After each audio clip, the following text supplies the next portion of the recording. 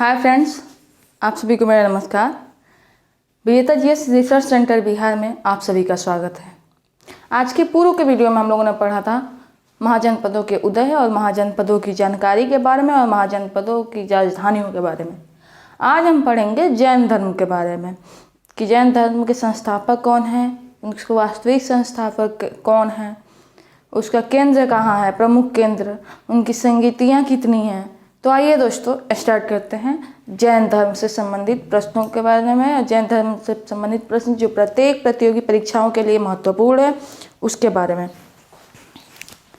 जैन धर्म के जो संस्थापक हैं वो कौन हैं? जैन धर्म के संस्थापक ऋषभदेव हैं। और प्रश्न बनता है कि जैन धर्म के प्रथम तीर्थंकर कौन है? तो जैन धर्म के प्रथम तीर्थंकर ऋषभदेव ही हैं। तो जैन धर्म के संस्थापक ऋषभदेव हैं और वो कौन से हैं? प्रथम तीर्थंकर हैं। ये प्रत्येक प्रतियोगी परीक्षाओं के लिए महत्वपूर्ण है। एक एक पॉइंट जो है मोस्ट इम्पोर्टेंट है, इसलिए इसको ध्यान से समझिएगा कि जैन धर्म के संस्थापक कौन है? ऋषभदेव। और इन्हें क्या जैन धर्म का प्रथम तीर्थंकर माना जाता है। नेक्स्ट, वास्तविक संस्थापक कौन है? जैन धर्म के संस्थापक तो ऋषभदेव हो गए और वो कौन से हो गए? वो प्रथम तीर्थंकर हो गए। लेकिन जैन धर्म के वास्तविक संस्थापक किसे माना जाता है? कौन है वास्तविक संस्थापक? महावीर स्वामी हैं और वे 24वें व अंतिम तीर्थंकर हैं। प्रश्न बनता है कि जैन धर्म के जो महावीर स्वामी हैं वो कौन से तीर्थंकर हैं? तो कहीं कहीं 24वें रहता है, कहीं अंतिम रहता है। तो इससे पता चलता है कि जैन धर्म में कुल कितने तीर्थंकर थे? तो 24 तीर्थंकर। 24वें नंबर पर महावीर स्वामी हैं और यही अंतिम हो जाता है। ठीक है, नेक्स्ट आता है जैन धर्म का अन्य नाम क्या है? जैन धर्म का अन्य नाम श्वेतपट, गुरुचक्र, यापिनीय, निर्ग्रंथ।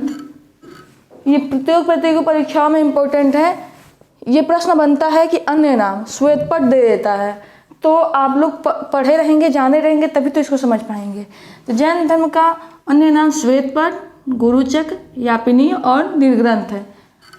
सप्तभंगी ज्ञान के अन्य नाम के तौर पर अनेकांतवाद और स्याद्वाद को पढ़ा जाता है। सप्तभंगी ज्ञान के अन्य नाम के तौर पर क्या पढ़ते हैं? अनेकांतवाद और स्याद्वाद। प्रश्न बन जाएगा सप्तभंगी ज्ञान के अन्य नाम कौन कौन से हैं? तो अनेकांतवाद और स्याद्वाद। अन्य नाम श्वेतपट, गुरुचक्र, यापिनी, निर्ग्रंथ, अनेकांतवाद और स्याद्वाद है। इनको क्या कहते हैं? जैन धर्म का ये अन्य नाम है। नेक्स्ट आते हैं जैन धर्म का साहित्य कौन सा है, यानी जैन साहित्य कौन सा है। तो बहुत पहले के वीडियो में हमने बताया था कि जैन धर्म से जातक कभी नहीं होगा। जौ से जैन और जौ से जातक कभी नहीं होगा। तो वहाँ पर मैंने बताया था जौ से आगम, जैन में आगम होगा। जैन धर्म का जो साहित्य है वो कौन सा है? वो आगम है। और ये कौन सी भाषा में है? तो प्राकृत भाषा में। जैन धर्म का प्रमुख केंद्र कौन सा है? तो जैन धर्म का जो प्रमुख केंद्र है वो मथुरा है। और ये मथुरा कब बना? तो मौर्योत्तर काल में ही, मौर्योत्तर युग में ही मथुरा जैन धर्म का मुख्य केंद्र बना। नेक्स्ट आते हैं दोस्तों जैन संगीतियाँ। जैन संगीतियाँ कौन कौन सी हैं? कहाँ हैं जैन संगीतियाँ? 2 जगह हैं। एक पाटलिपुत्र यानी बिहार में, एक है बल्लभी जो है गुजरात में।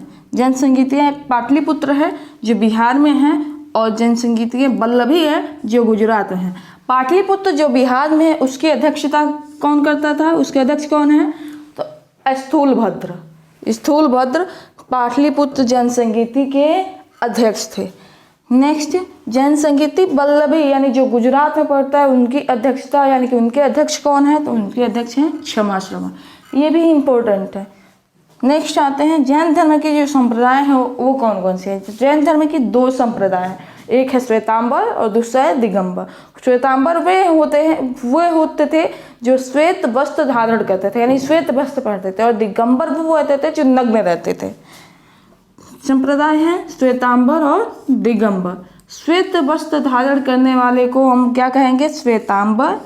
और दिगंबर जो नग्न रहने वाले थे उन्हें दिगंबर कहा गया। श्वेतांबर कौन? जो श्वेत वस्त्र धारण करता था। और दिगंबर कौन? जो नग्न रहता था। श्वेतांबर किन्हें कहा गया?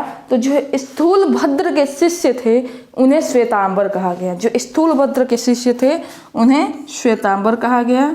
और दिगंबर कौन थे? तो दिगंबर भद्रबाहु के शिष्य थे। किसके शिष्य थे? तो दोस्तों भद्रबाहु के शिष्य जो थे उन्हें दिगंबर कहा गया।